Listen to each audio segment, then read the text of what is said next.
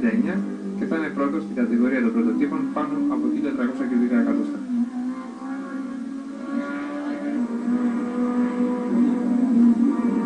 Ο Νίνο εδώ θα φέρει 2.27.74 για το δεύτερο σκέλος, θα έχει συνολικό 5.22.9 και θα είναι τρίτος στην κατηγορία των πρωτοτύπων πάνω από 1.300 κυβικά εκατοστά.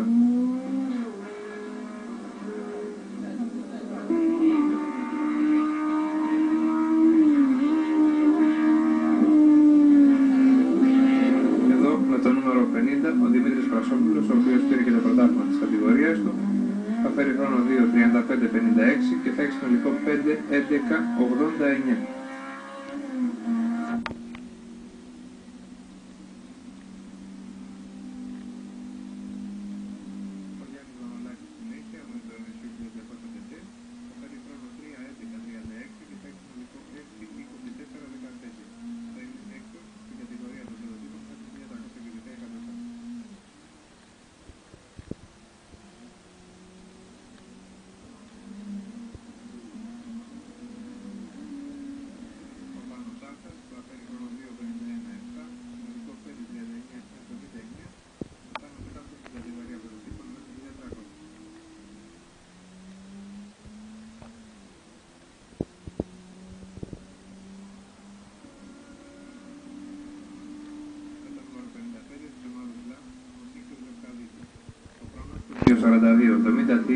Ο συνολικός του 5.26.57 θα τον έφερε στην τρίτη θέση της κατηγορίας BFC, πρωτοτύπων δηλαδή, μέχρι 1.400 κυβικά εκατοστά.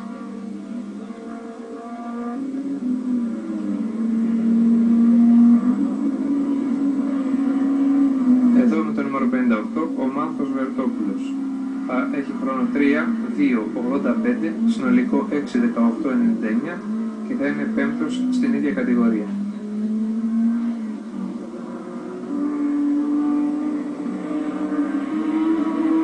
Ο Κυριάκος Αγγελέτος συνέχεια της ομάδος Παλάς με το νούμερο 59 θα φέρει χρόνο 2.45.68 και συνολικό 5.32.66 που θα τον έφερε στην τέταρτη θέση των πρωτοτύπων πάνω από 1.300 κυβικά εκατοστά.